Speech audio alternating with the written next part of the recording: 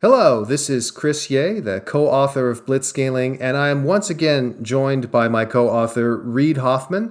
And today we're going to be talking about a very special person, Jeff Weiner, who recently handed over the reins at LinkedIn, and whom, Reid, you've known for a very long time. I have indeed. It's the closing of an era. This is one of those deeply moving, at least personally moving kinds of times in podcasts because Jeff and I have worked together for 11 years.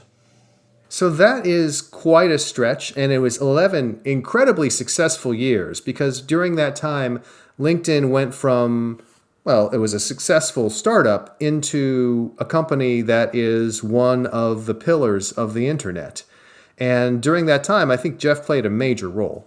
Jeff played an instrumental role. Matter of fact, one of the things that I've published on LinkedIn is how Jeff essentially is that that part of hiring a CEO isn't just hiring someone who is amazing, who has the right skills, who brings the right network, who brings the right intelligence, product sensibilities, but also who has the character, the depth of commitment, the belief and the mission as kind of first and foremost to be essentially a later stage co-founder, and that's actually part of what you're looking for in CEOs and of organizations. And that was part of what made Jeff a very strong co-architect of LinkedIn's global impact.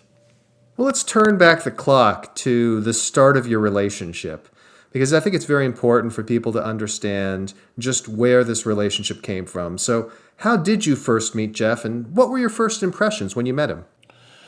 So I met Jeff because one of my other partners at Greylock, James Slavitt, who I'd gotten to know through Greylock because he was a young VC then, and David Z brought him to the LinkedIn boards, and he was so helpful and useful, and I was spending time talking to him. And he said, well, you'd really love this guy, Jeff Weiner at Yahoo.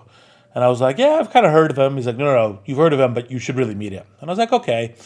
And so then I noticed that Adam Lashinsky was pulling together this fortune dinner, and I noticed that Jeff was an attendee.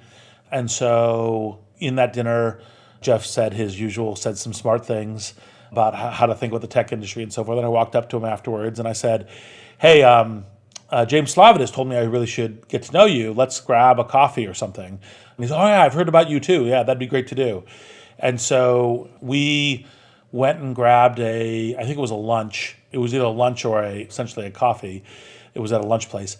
And we talked for a couple hours. And then later, this was a few weeks later, and he said, hey, will you come and talk to my team at Yahoo? He was one of the two executives who was working for Terry Semel at Yahoo at the time. He was, it's kind of it was Terry, and then he and Toby Koppel were the two big zones of kind of macro things, and not surprising given where, Jeff and I ended up.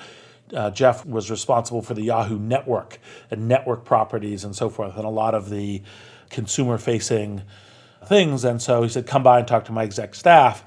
And so I said, all right, well, I'll get to know Jeff a little bit this way. And I came by and I gave a critique of all the things that I thought that Yahoo should do differently or better and whatnot. And Jeff's interactions were just, picture perfect, which is I'm intellectually curious, I'm not defensive, I'm saying the things that we did well, I'm listening to things you're saying, I'm integrating, we're bringing it into a group conversation.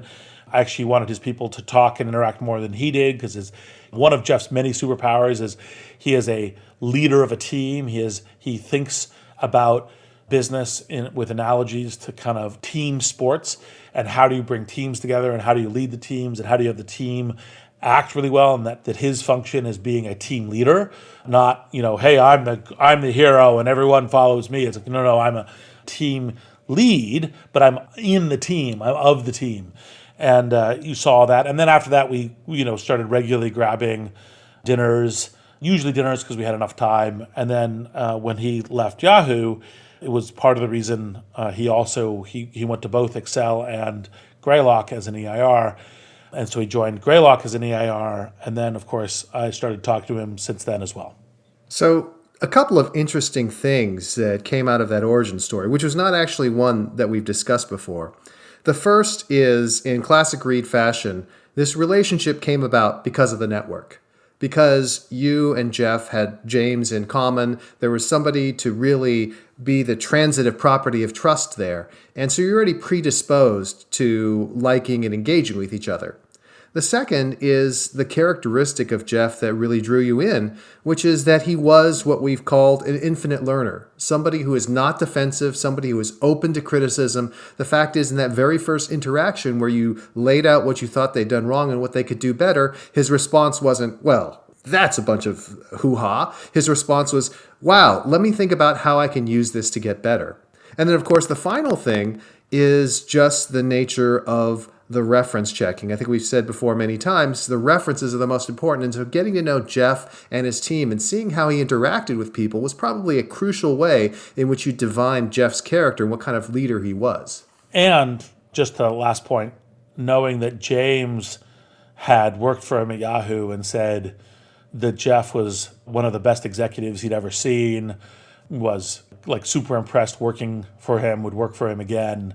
That's the kind of reference that when you get that kind of reference from someone that you rate, someone you think is super amazing themselves, that you then, track carefully.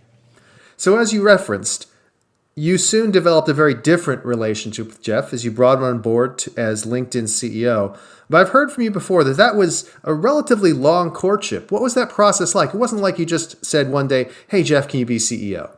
Well, there's probably three parts of the question to answer. The first is there was a courtship of persuading Jeff that, who had a plan when he had, after he had taken his time off left Yahoo, taken a little bit of a sabbatical, was starting to gear up. He had a plan that he was working on that it was like, no, LinkedIn is a better part of your plan than your plan. And because, part of it is like, oh, I'll give you advice and, maybe I'll be a board member or something. It's like, no, I think actually, in fact, I think you want to work full time at LinkedIn. And it didn't take long after he started engaging, but it was the stop paying attention to this other thing that you're working on and pay a lot of attention to this and evaluate it carefully.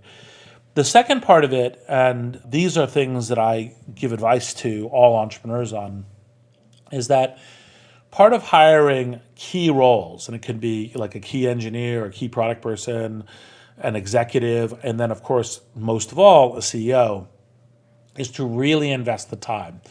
And part of investing the time is that even though Jeff and I had already known each other, had already been doing some work together and so forth, to establish whether or not we would be a good partnership, a good way of kind of taking LinkedIn to the next level where he would be the CEO, and the CEO is in charge, right, for this, is to spend a bunch of time talking through how you work together, what you rate your strengths and weaknesses are, things that you wish that you had learned, that you wish you had done better when you were younger, which mistakes had you made.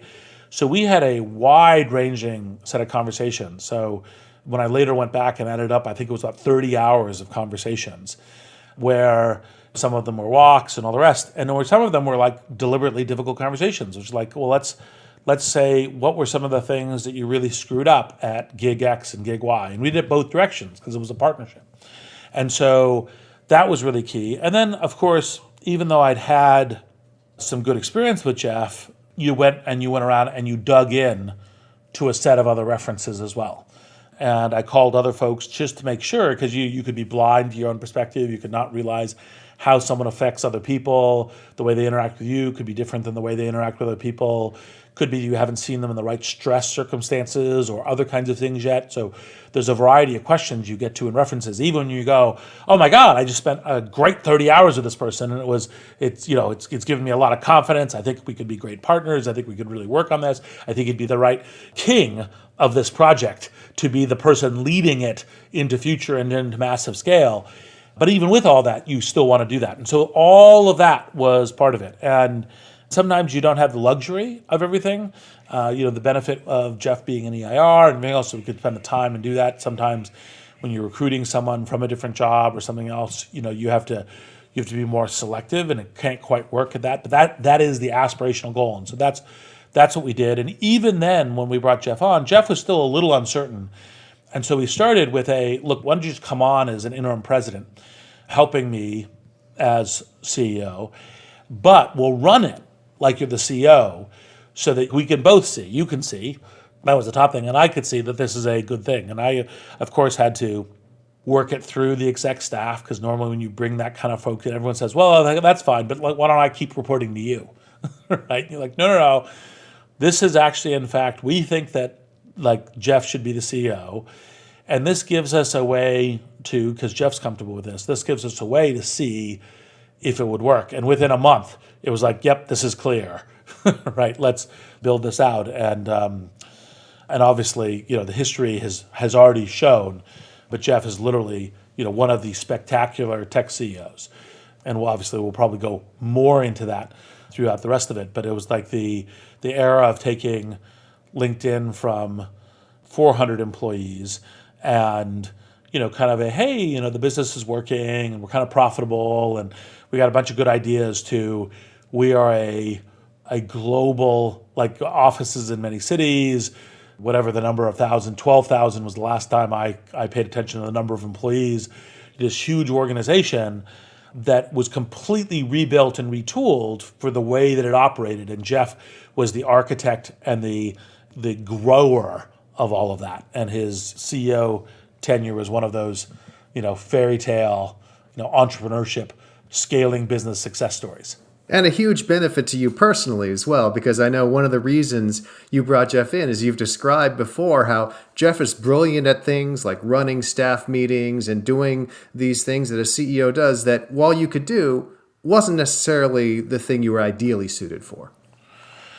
Yeah, and like, for example, how do you put together an executive team? What's the way that executive team functions at a very, at a 10 out of 10 level and so forth? And I learned a lot from these things, working with Jeff, observing what he did.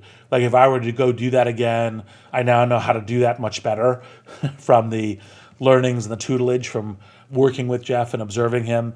And then actually, one of the things I love about Jeff, it's part of the thing that made me really realize, as I look for explicit learners, not just learners, infinite learners we were talking about, but explicit learners, because explicit learners share their learnings and they teach.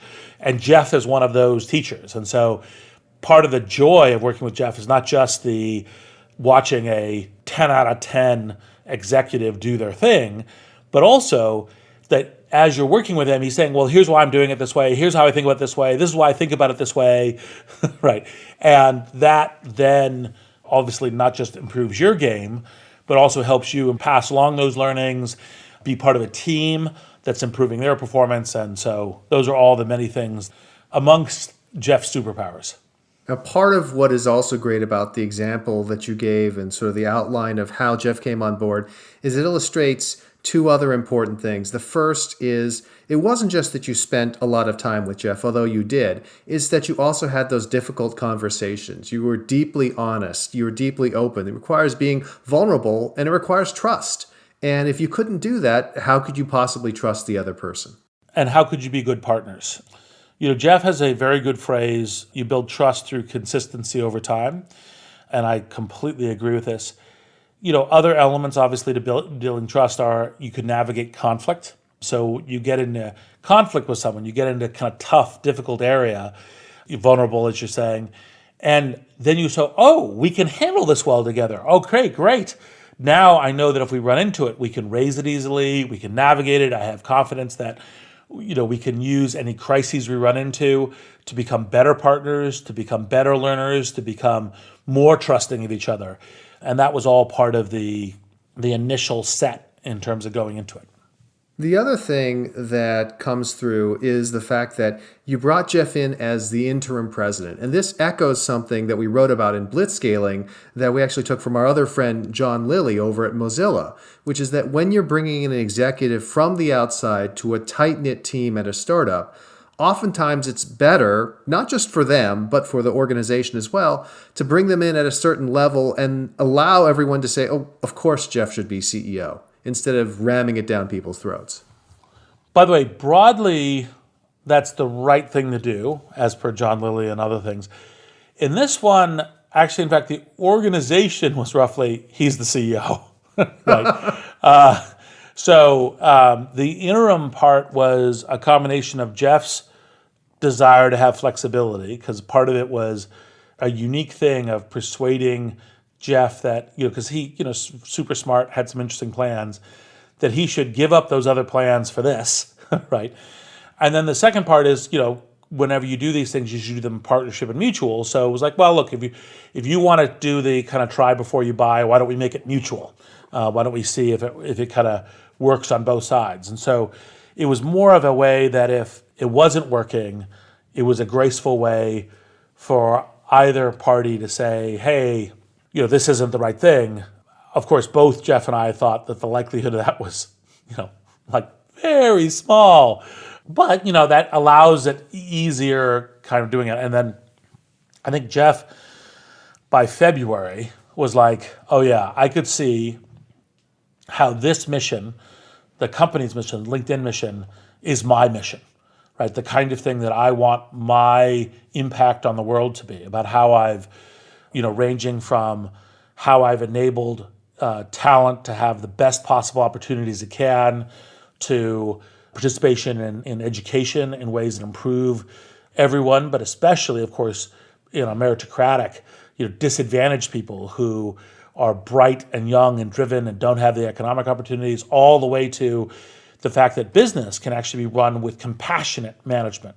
That actually, in fact, you can have as your virtue compassion as your top operating characteristic, and that actually can be associated with performance, which the vast majority of people don't understand. And I can do, like, all of that can be a part of the impact and part of what I'm doing at LinkedIn, both as building LinkedIn as the company, but the impact that LinkedIn has in the world.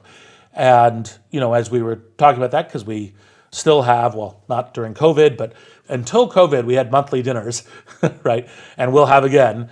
But like, those are the kind of things we would be talking about at the monthly dinners, because we use those as a kind of alignment of mission, macro strategy, environment we're in, whereas we used one-on-ones and meetings during the week as tactics and, how do we solve this problem? What do we do here? And how do the pieces need to come together? And so all the mission stuff was broadly within that context. And by February, Jeff was like, yep, I see it.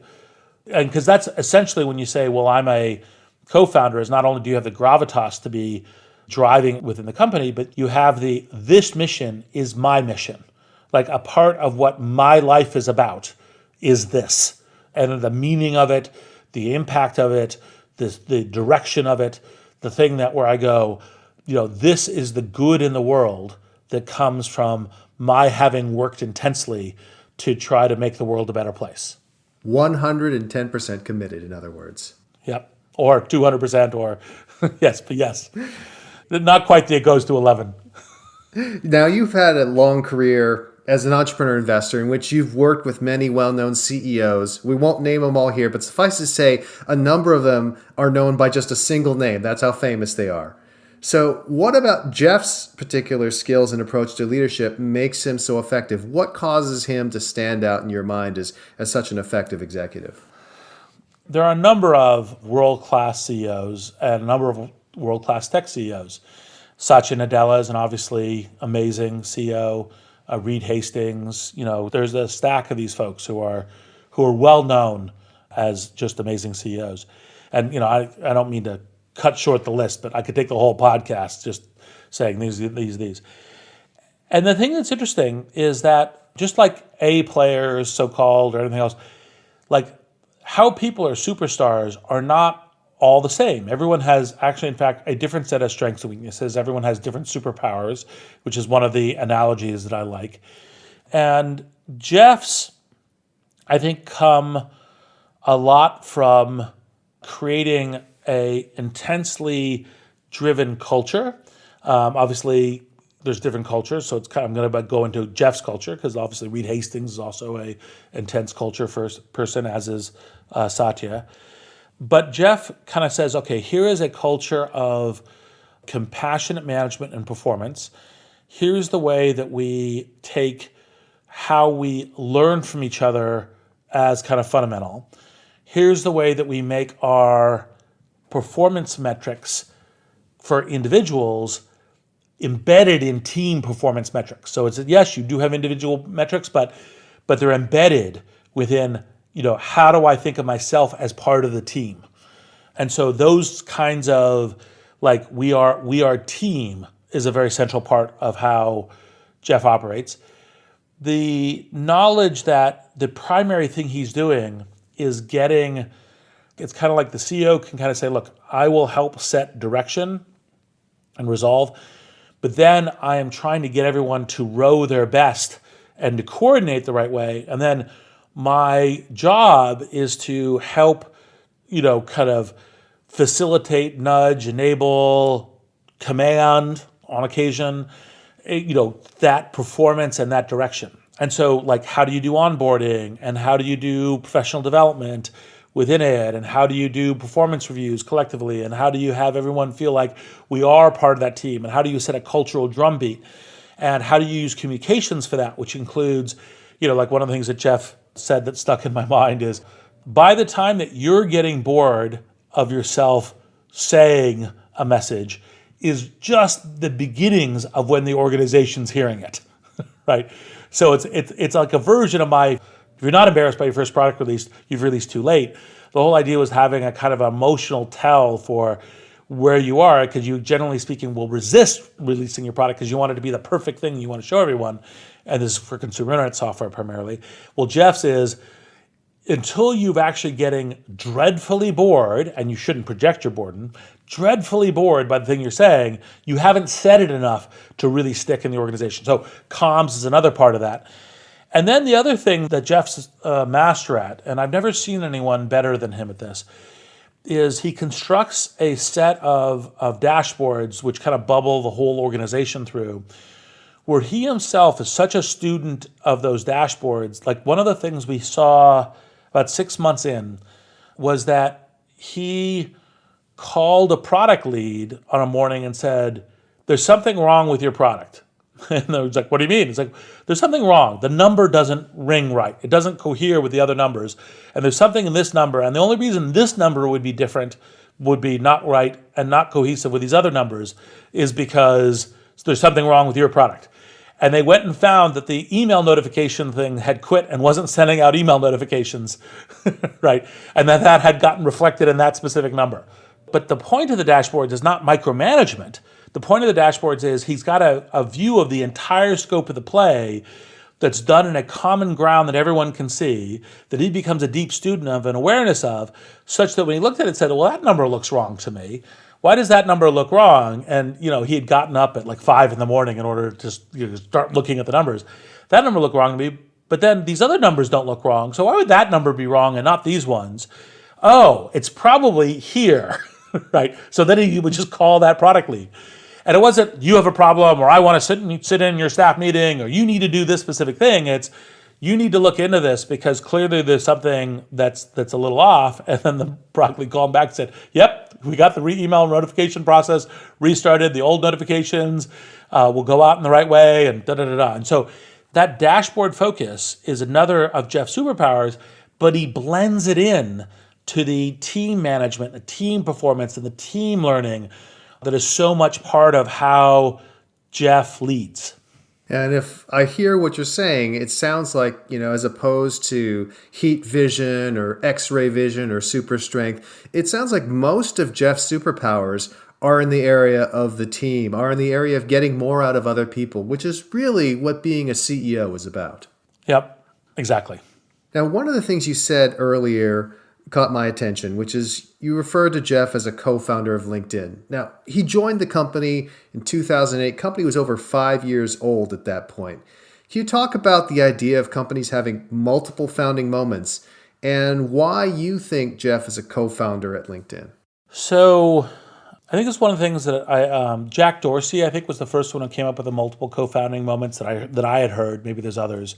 And I thought that was a very smart thing for Jack to say. So I've thought about it and developed it since then. The reason you really want to look at this is because ultimately companies succeed and thrive when they are being driven by someone who has the missionary passion for what this company should grow into, what impact it should have, and has that kind of a mission in the world. Because ultimately, if you're just managing it for the kind of business metrics, it's like, well, what is our growth number? What is our EBITDA number? what is our revenue number, blah, blah, blah, blah, blah, kind of, CAGs, whatever, the LTV, blah, blah, blah. You do all the classic business-oriented MBA stuff. The problem is that ultimately, it doesn't necessarily lead to short-term, but it kind of tends to over time. There are exceptional leaders who do all that stuff, who stay very long-term focused, but ultimately that kind of long-term of, look, I'm investing in things where I don't know what the exact return on capital investment will be. I don't know if it'll actually, in fact, really ultimately really add to our profitability line. But I know it's the right thing for a vibrant, healthy company that has the right product or service for its market, for its customers, for its employees. And that's part of the reason why I'm investing in this. It's of service to the mission. And oh, by the way, that's another thing that actually Jeff recruiting, again, focus on team, part of the way that I learned from Jeff about how to recruit is not come work for me. Of course you're working for the CEO, but it's come work for the mission. And both you and I are working for the mission. And that may be a particularly good lens for thinking about how this kind of co-founder status come up. Because what you need to say, okay, so someone has to be able to contribute the way a co-founder does. Now, in a sense, the early co-founders is easiest because you're by default dead, you've jumped off a cliff, it's not going to work. And if you can actually make the company into something, you've really contributed. And there's usually the company starts only with the founder and the co-founder. So it's like pretty significant contribution, especially if you manage to get anywhere. Then, of course, as the company begins to grow, it's harder to come in and say, hey, look, I'm a co-founder. It's like, well, you have to have that in position. And the CEO and some other positions, but the CEO is the primary position where that becomes possible. And part of the lens that Jack had me kind of realize was to say that the mistake that people had been making in recruiting CEOs is they were just looking for only the purest athlete, only the best CEO, only the world-class, recruiting, managing, culture, et cetera, and not also co-founder, where the co-founder goes, this mission is part of my life story. Like I would be contributing to this mission even if I wasn't CEO, even if I wasn't paid, because I might be contributing a lot less because I didn't have another job or something else, but this would be the kind of thing I would be contributing to because that's the thing that I really want to see happen. And that's what I want. I want the longevity, the long-term impact, the creation of this company as an institution that will last for decades, maybe centuries, to be part of my story, the part of the story of the impact I had on the world. And so that was part of the reason why it was very early. Matter of fact, I kind of surprised Jeff with it. I think we were on some press call or something. I described this, and Jeff was like, oh. And it was like he hadn't heard it. And it was because I just kind of internalized it, and I thought it that way. It wasn't a, oh, look, let me now anoint you, Sir Jeff, co-founder of LinkedIn. It was, this is what you're doing. This is how you're operating. You're having a co-founder level impact. You're bringing this enormous set of things that make this company do magical things in the world, create a company with a amazing internal functioning and culture and performance.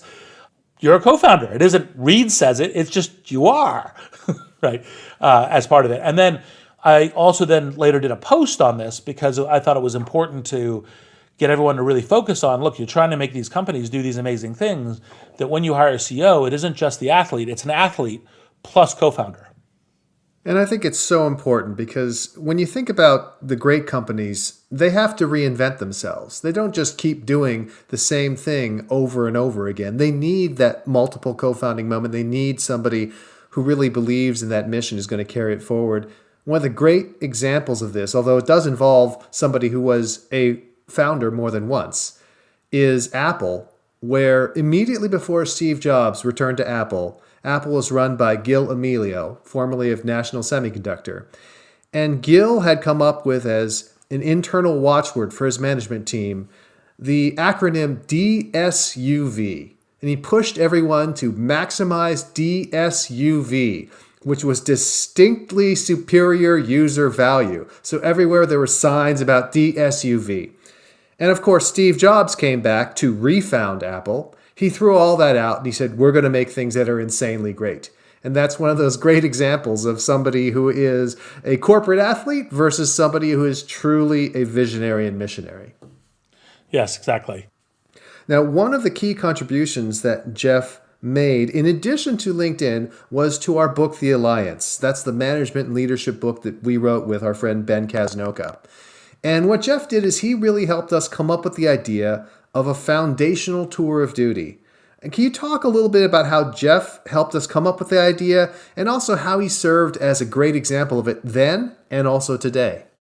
The Alliance started as a combination of two insights that we felt needed to be shared with the world. So one was when we wrote the Startup View and said, look, here is what every Ben Kaznoka and I and Chris, as always as an advisor, said, here is the fact that every individual needs to now think of themselves as the entrepreneur of their own career. Relatively few people will start companies. Some of the companies will be individual consultancies, some will be small businesses, some of them will be global businesses.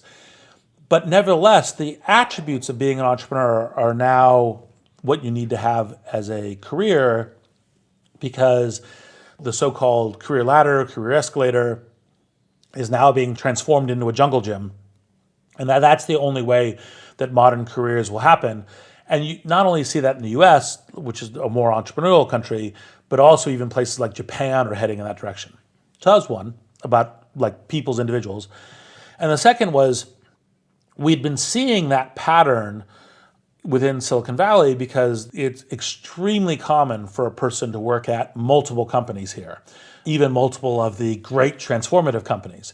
And actually, in fact, it's part of what makes Silicon Valley really work, because as these people go from, hey, I was working at Google and now I'm working at Facebook, or hey, I was working at LinkedIn and now I'm working at Airbnb, as these company transitions happen, people bring with them like, oh, well, here is how we did culture, and here is how we did performance management, and here are the metrics that we looked at, and here's how we thought about testing web pages, and here's how we thought about product design, and so forth.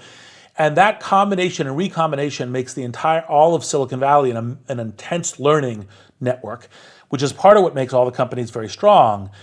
And that kind of goes against the common wisdom of, kind of like, well, actually, in fact, you just want to recruit the, star A players as early as you can. You want to keep everyone in and everyone stays in the company. And that's how you work because, it goes back to how Procter & Gamble and, way back when to IBM and these kinds of things as an instance. Say, no, this other pattern is extremely important for fast learning, especially in technology, but anything else, for market adaptation, for company adaptation, because these companies don't stay solid. They grow, they evolve, like culture evolves.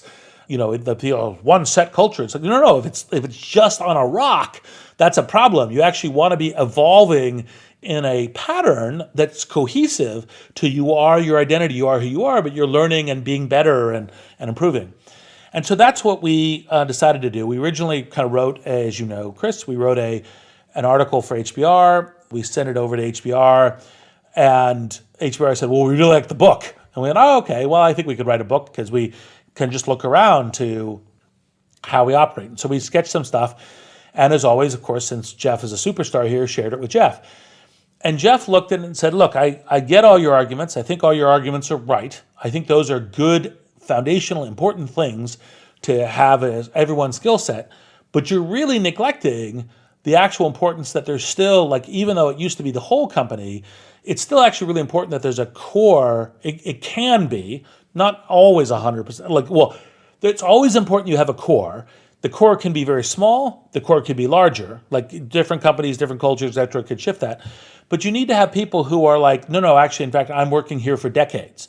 That this company is my life's work and is what I'm doing.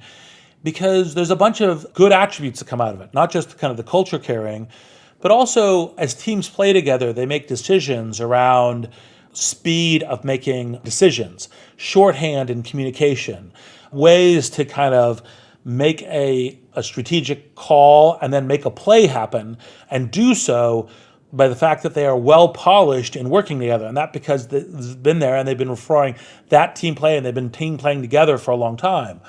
And in particular, that's also very important when you look at like the exec staff and so forth. And so we talked about it a lot, and I said, actually, you're right.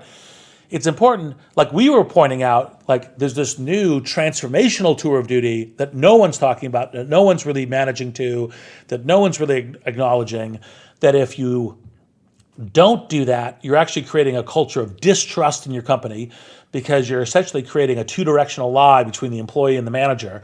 And you must be doing this, otherwise you have this problem. But you're also right that there's also a place for this kind of foundational core and that you need to have both. And so we talked about it with Jeff. We added in the foundational tour. The irony, is not lost on me. It was like, well, here's a founder kind of adding in from, a co-founder, adding in from a later co-founder, like, oh no, you need to have a foundational tour. But it was like extremely good input. And then I also got to look, here is the way that these kinds of tours of duty come together, and here's the way you can look at it. And then in your specific company, you might be a tiny amount on foundational tours, a huge amount on transformational, or you might have a lot on foundational tours and some transformational tours. It could be, depends on the company, depends on whether or not you're blitzscaling, depends on a whole set of different things. But Jeff was, as usual, on things that involve scale management, critical in advice and construction of the theory and the application.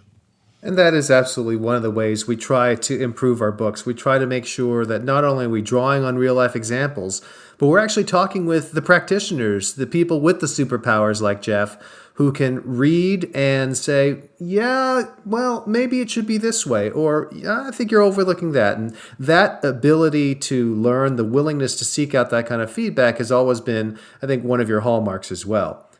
But speaking of books, our other book, Blitzscaling, talks about how the transformative, iconic technology companies of today and tomorrow are being built. And it's all about prioritizing speed so that you can achieve enduring leadership in a winner-take-most market. And if I look at the history of LinkedIn, that is clearly a company that dominates its professional social networking market. So what kinds of scaling techniques did Jeff employ at LinkedIn to help achieve that market leadership and maintain that market leadership? And what are some of the lessons that you learned from Jeff that we then incorporated into blitzscaling? So blitzscaling, as you know, Chris, is prioritizing speed over efficiency in an environment of uncertainty. And Jeff was mostly doing what we call fast scaling, which is actually, in fact, because Jeff is so focused on dashboards and efficiency and processes for allocation of resources and the notion of 70% of your energy goes to your core business, 20% goes into adjacent, 10% into venture bets. Make sure you're at least 10% so that you're actually, in fact, experimenting with some bold things that could later lead to new cores or new, adjacencies that help development. This whole stack of things. Jeff is very systematic as a leader, as a thinker, and is doing these systems. And so essentially a lot of the stuff that get added into blitzscaling out of the stuff that I learned from Jeff was which of the places, when do you start building these systems? And when do you put the systems to really accelerate where the system helps you accelerate speed?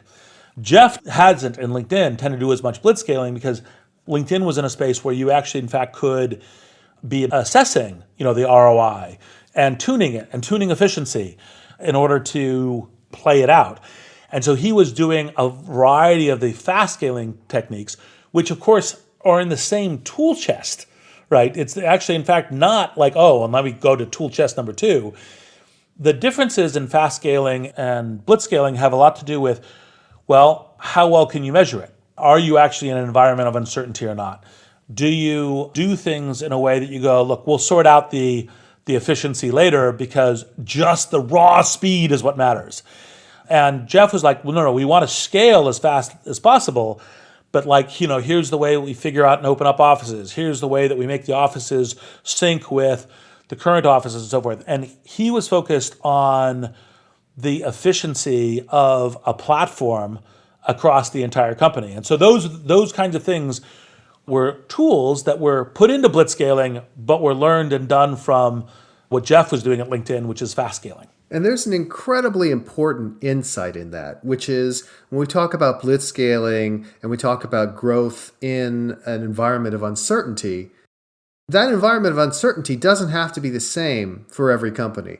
And if you are, like Jeff, really gifted at building dashboards, instrumenting, monitoring, really assessing what's going on out there, you may have less uncertainty than your competitors. You may be able to move faster than your competitors without even necessarily having to accept that much uncertainty. To the outside world, you're blitzscaling because they can't see why you're doing what you're doing, but internally, you're able to fast scale. Exactly right. The other thing that I think is very interesting about Jeff and blitzscaling is that he created new bets, as you put it, the venture bets.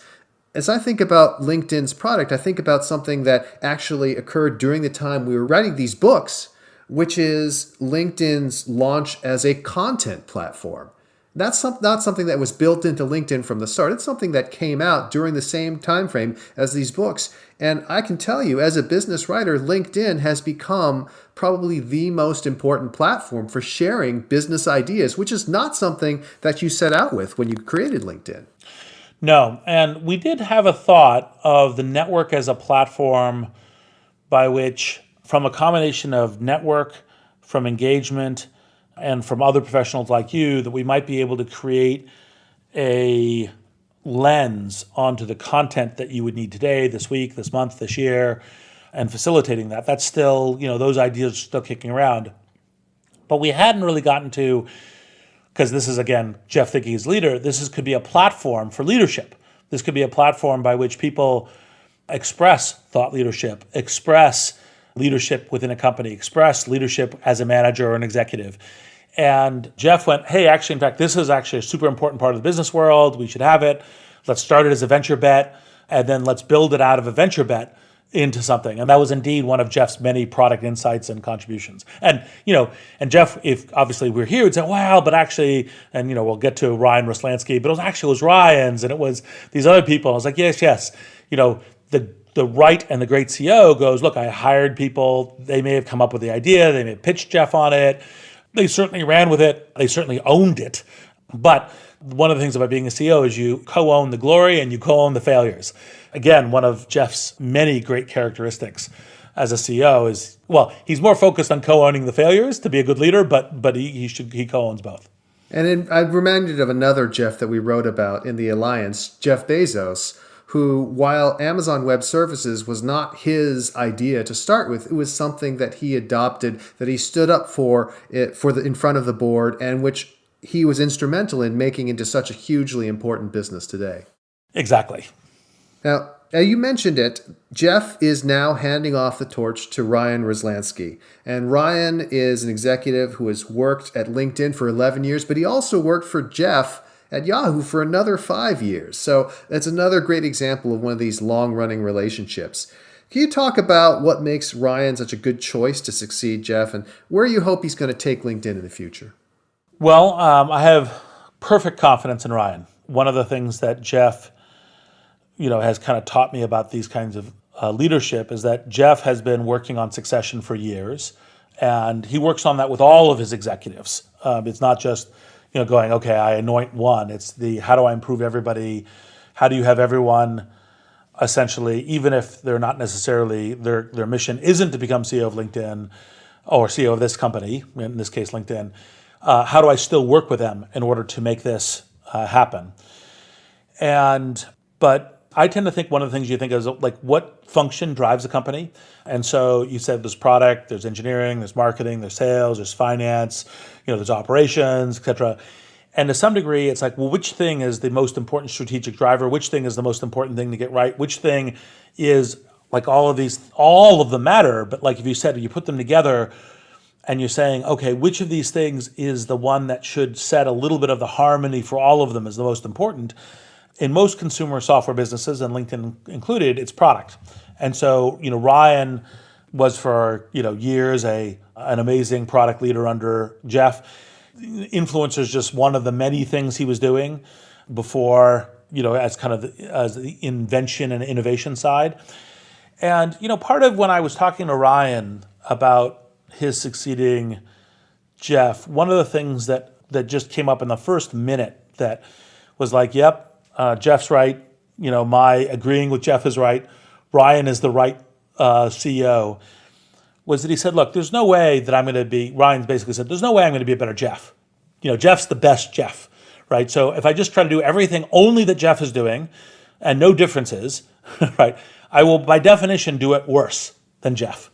What I need to do is be a great CEO on Ryan, where I've learned everything, I've continued, the great things that Jeff has done here, and then I'm adding in my new things and the things where I'm different in order to make this happen. And that's one of the things that I want to talk to you about, because again, I want to learn, like you didn't say this language, we're translating it in this podcast, but I want to learn and make sure that I'm adapting and I'm incorporating the best possible ideas into the plan that I'm going to set.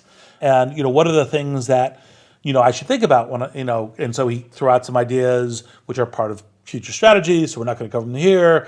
Asked some various different kinds of questions on things that I had thought, challenged me on some stuff, asked me some things about, some other kind of macro strategic stuff. And then I was like, yep, this is the right thing.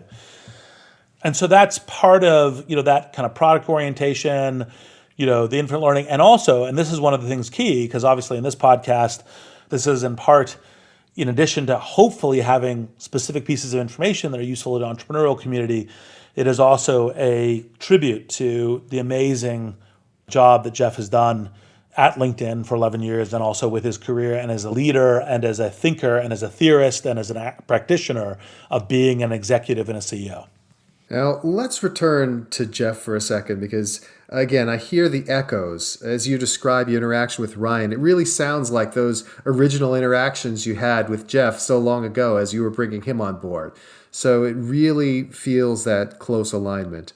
But with Jeff, Jeff is really renowned for leadership, for charisma. In 2014, he was Glassdoor's #1 tech CEO. And then in 2011, you and he actually won EY's Entrepreneur of the Year as a team. So most people really know this public side of Jeff, this award-winning CEO.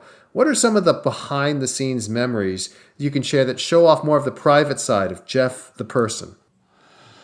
Well, this isn't quite the private side, but I'd say that one of the things that, to give you a sense, we just recently had the last town hall, the last LinkedIn corporate meeting with Jeff as CEO, and Ryan and others kind of said, hey, we're going to run this one.